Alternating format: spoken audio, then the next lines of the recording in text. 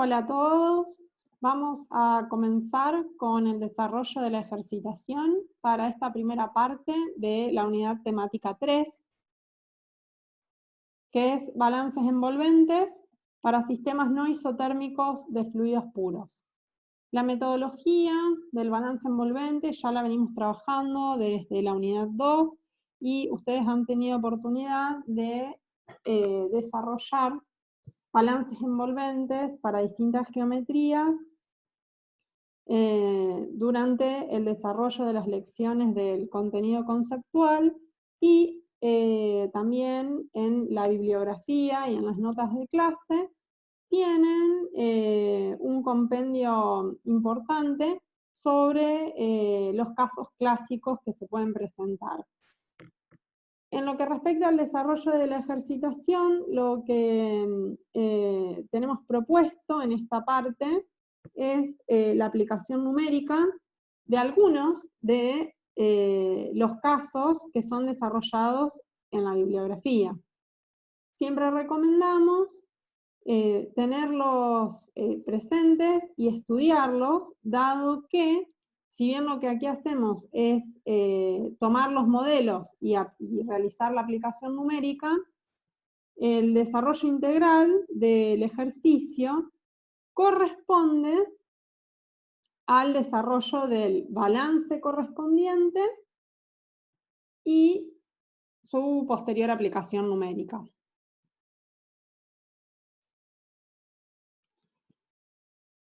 En el primer ejercicio se solicita calcular las pérdidas de calor a través de una pared compuesta de un horno que está formada de una cara interna de 15 centímetros de espesor de material ladrillo refractario, después tiene una capa intermedia de ladrillo aislante, también nos indica el espesor, y como protección mecánica una delgada lámina de acero de 6,7 milímetros de espesor.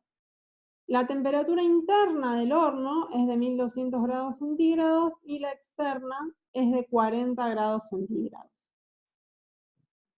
Nos está indicando que despreciemos el gradiente térmico de la chapa de acero por su alta conductividad y nos da como dato algunos valores de conductividad, térmica para los distintos materiales, y además nos indica que se puede estimar como función lineal dados en los intervalos de temperatura que vamos a usar.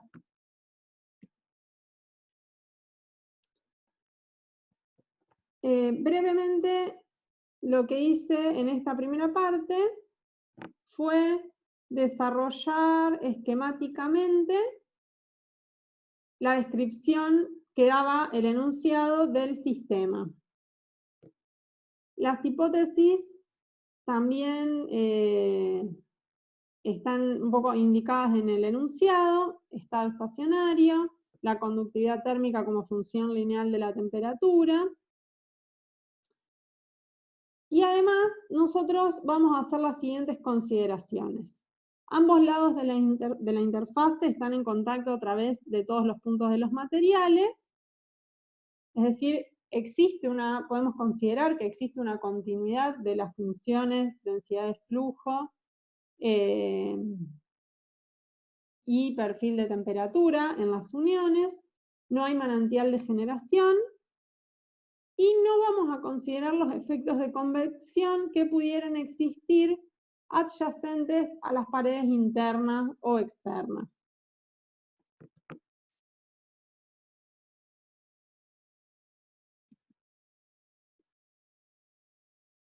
Se nos solicita evaluar las pérdidas de calor. Las pérdidas de calor, según los datos que tengamos, pueden ser la densidad de flujo de calor o el flujo de calor. Ustedes recordarán que cuando tenemos ubicadas varias resistencias a la transferencia de calor en serie, podemos plantear la resistencia total como la recíproca de un coeficiente global de transferencia de calor. las resistencias individuales para poder expresar esa resistencia total o su equivalente, y recíproco, que es el coeficiente global, son particulares en función de la geometría del sistema. Como en este caso tenemos paredes planas, continuas, el coeficiente global se puede expresar de la manera en que ustedes lo ven expresado en la presentación, como la recíproca de la sumatoria de los cocientes entre los espesores y la conductividad térmica, que nosotros vamos a tomar, como sabemos que varía linealmente con la temperatura, el valor medio en el intervalo para cada material. Lo que hicimos fue desarrollar la densidad de flujo de calor, por un lado, considerando la totalidad de las resistencias y llegando a la ecuación 1. Y por otro lado, considerando las resistencias individuales en cada pared. Ustedes notarán que tenemos varias incógnitas en el problema, sobre todo una incógnita principal, que es la temperatura en la pared intermedia entre el ladrillo refractario y el ladrillo aislante, de fundamental importancia porque es necesaria para evaluar la conductividad térmica media para ambos materiales.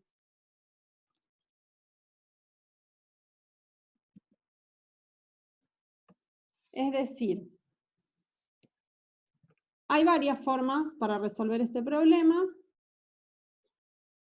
La forma que presentamos aquí es una forma mediante iteración, que es bastante rápida, simple y que no requiere demasiados recursos para el caso que presentamos en el problema, que es bastante simple y de resolución sencilla.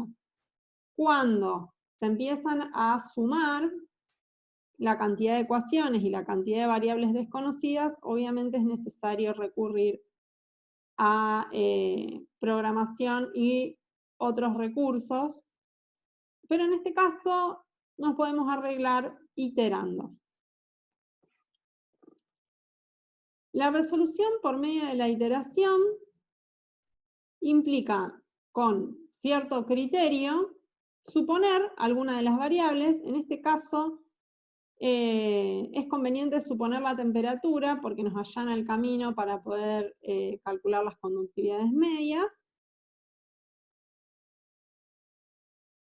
Una vez que hayamos calculado las conductividades medias con esa temperatura 1 supuesta, que está indicada con un asterisco, usamos la ecuación 1 para calcular una densidad de flujo de calor,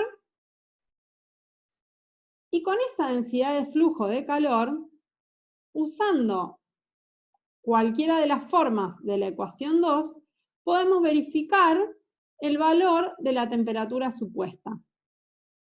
Si el valor de verificación nos da similar al valor supuesto, el problema terminó.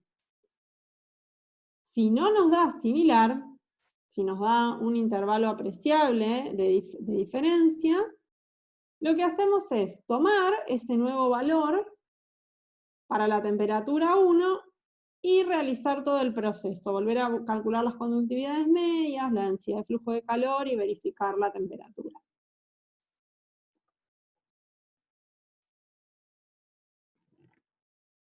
Aquí, por semejanza de triángulos, que es un método muy aproximado,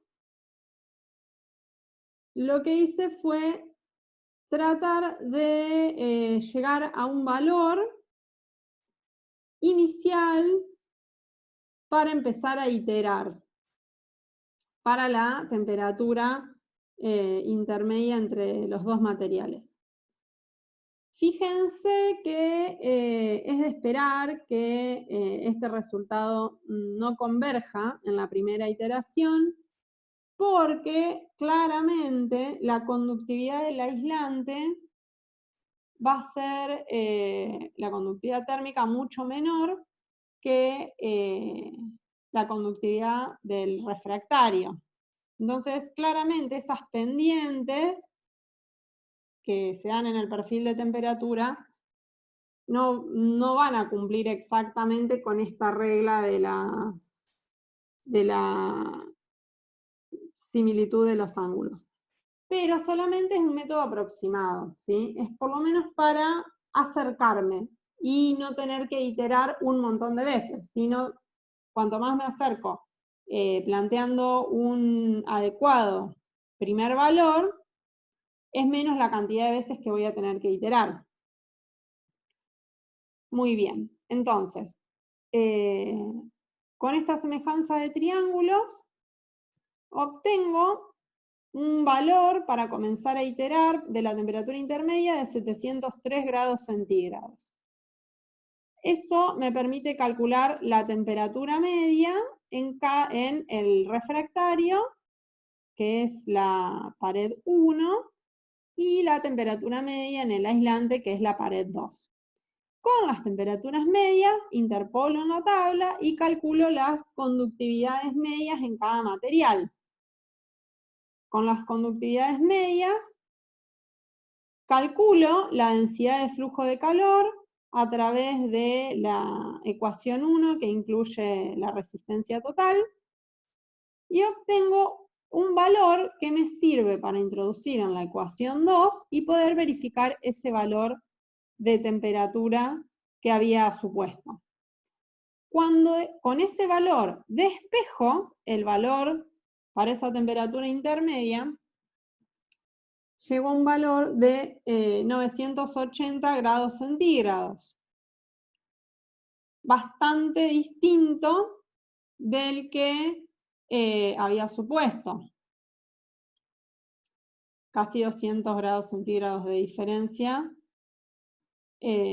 casi la quinta parte. Entonces, lo que hago es tomar aproximadamente un valor de 1000 grados centígrados, pueden tomar exactamente 980, lo que vamos a hacer es otra iteración más de la misma forma. Tomé 1000 grados centígrados, calculé las temperaturas medias en cada pared y la conductividad media del material en esos intervalos de temperatura, los que corresponden a cada material, ¿no? Luego calculé la densidad de flujo de calor a través de la ecuación 1 que involucra la resistencia total, y con ese valor de densidad de flujo de calor verifico la temperatura intermedia. Esa temperatura intermedia me da muy similar al valor que había supuesto, con lo cual los valores arrojados en esta segunda iteración son los valores verdaderos. Por lo tanto, la densidad de flujo de calor es de 8.234,58 kilocalorías sobre hora metro cuadrado.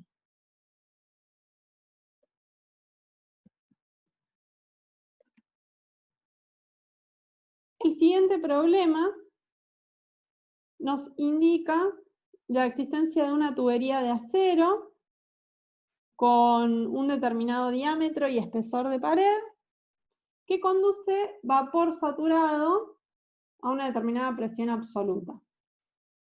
Esta tubería de acero está aislada con una capa de magnesia que tiene un determinado espesor, y se nos solicita determinar las pérdidas de calor. También acá la densidad de flujo de calor es lo que nos pide, para mantener la superficie exterior en 40 grados centígrados, suponiendo que no hay gradiente de temperatura en la interfase vapor-tubo. Para obtener la conductividad del aislante, nos facilitan datos tabulados.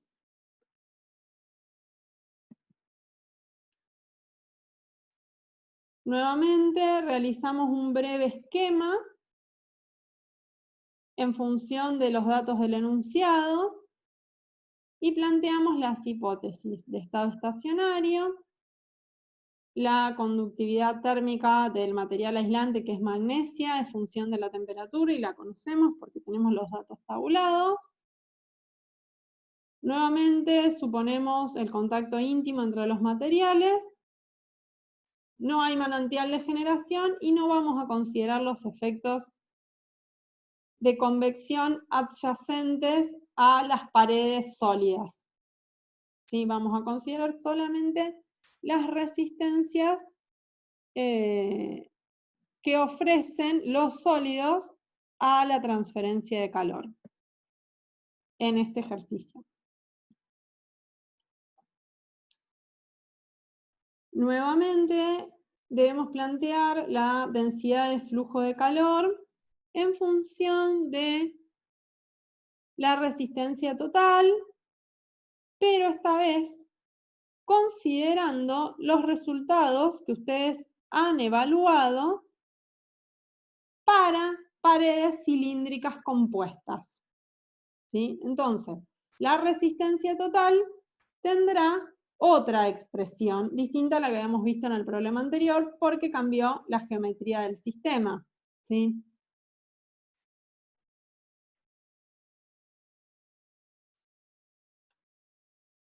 Fíjense que si bien podemos despreciar el gradiente de temperatura en la fase vapor, necesitamos, para poder conocer a qué temperatura se encuentra, hacer uso de tablas de vapor saturado, ¿sí?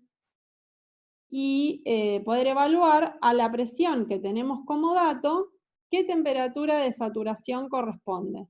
Esa será la temperatura en la fase vapor, y como no hay gradiente de temperatura entre el vapor y el tubo, va a ser la temperatura de la cara interior del material de acero. Por otro lado, dado que, y acá les pido que se concentren en el perfil de temperatura, dado que, aquí, vamos a dibujarlo, dado que el material del tubo es acero y la conductividad térmica del acero realmente es alta, podemos considerar y aproximar sin demasiado error que la temperatura de la parte de la, digamos, de la capa más exterior del tubo de acero es igual a la temperatura de la capa interior, es decir, que el acero prácticamente no ofrece resistencia a la transferencia de calor.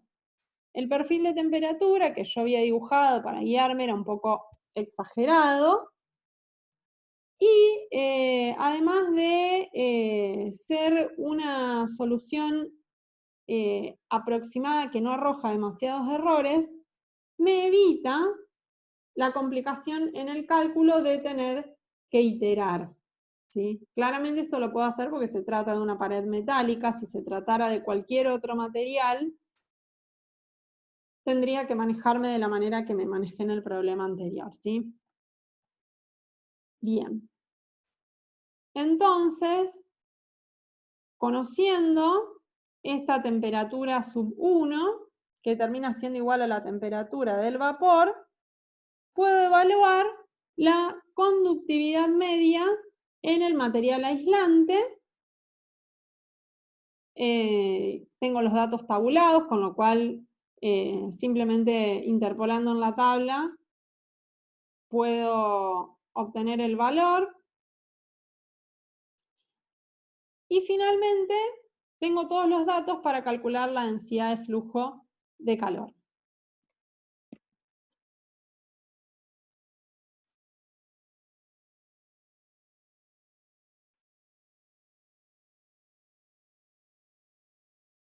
ese es el valor al que llegamos. Obviamente siempre les recomendamos verificarlos en sus carpetas y desarrollar todos estos problemas por su cuenta, en forma manual, en la PC, de la forma que les quede más cómodo, pero desarrollarlos por su cuenta, de manera de poder asimilarlos correctamente y poder ir razonándolos por ustedes mismos. En el último problema, se nos solicita hallar si existe la máxima temperatura desarrollada en un aceite lubricante que separa dos superficies cilíndricas cuando la externa gira 2072 revoluciones por minuto, cuyo radio es 5,52 centímetros y el radio interior es de 5,50 centímetros, y nos da como dato las temperaturas de las caras de los cilindros, la conductividad térmica, la densidad y la viscosidad. Nuevamente trataremos el problema en estado estacionario, consideraremos la conductividad térmica del aceite constante, y es la que se nos dio de dato. Se desprecia la transferencia de calor por convección en los alrededores. Consideramos el fluido newtoniano incompresible y consideramos que no hay gradiente de presión y obviamente no hay componente de la gravedad en la dirección del movimiento. Este esquema yo lo tomé de BIR porque el problema está basado en el tratamiento que realiza el autor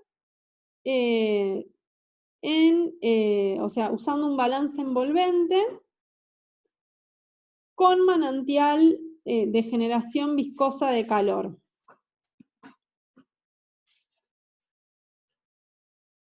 Les recomiendo que antes del desarrollo de esta ejercitación, que es muy simple porque es de aplicación numérica básicamente, lean y traten de resolver el balance que está resuelto en la bibliografía, ¿sí?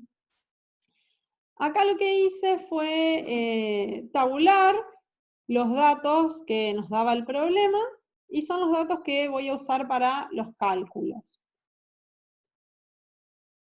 Ustedes pueden analizar haciendo un análisis conceptual de la información que para este tema les da el autor y de la información que ustedes desarrollaron en la lección de los contenidos conceptuales para saber que va a existir una temperatura máxima en un sistema con manantial viscoso cuando el número de Brinkmann sea superior a 2.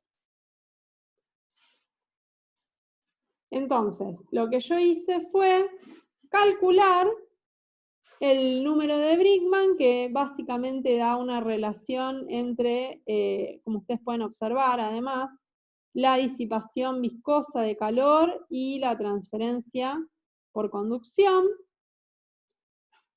Y el valor arrojado es claramente superior a 2, con lo cual es esperable la existencia de un valor máximo de la temperatura en una lámina intermedia del aceite.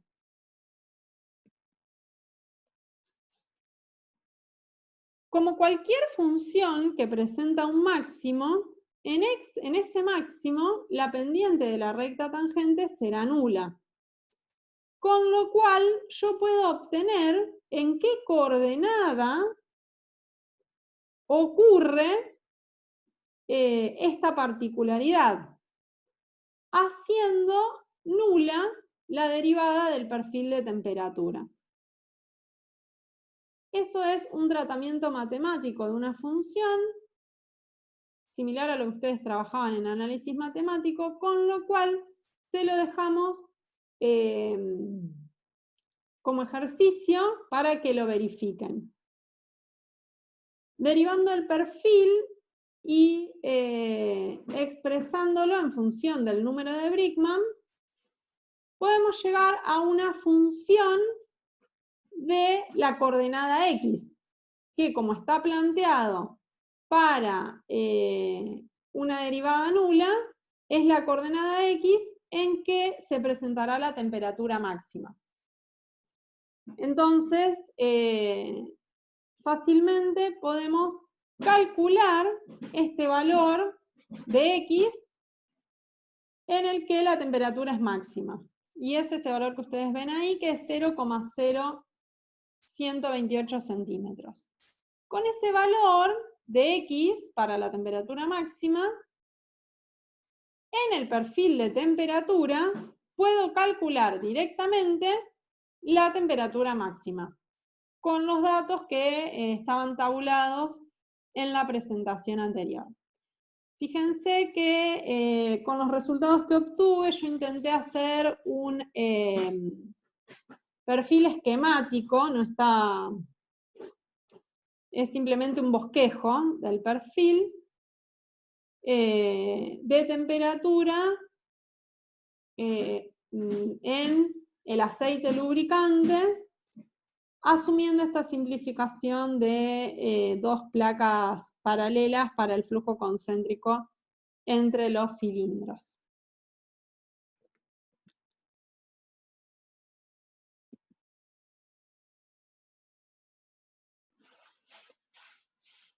Finalmente, les proponemos resolver, acá pusimos problemas 1 y 2, pero en realidad incluiría también el problema 3, resolver todo el análisis matemático que pueda quedar pendiente, y siempre es conveniente resolver por su cuenta los balances envolventes que correspondan para poder llegar a los perfiles de temperatura, densidad de flujo de calor que necesiten. A modo de repaso, cuando uno lo está estudiando, siempre es de utilidad. Gracias por la reproducción de la presentación y por su atención.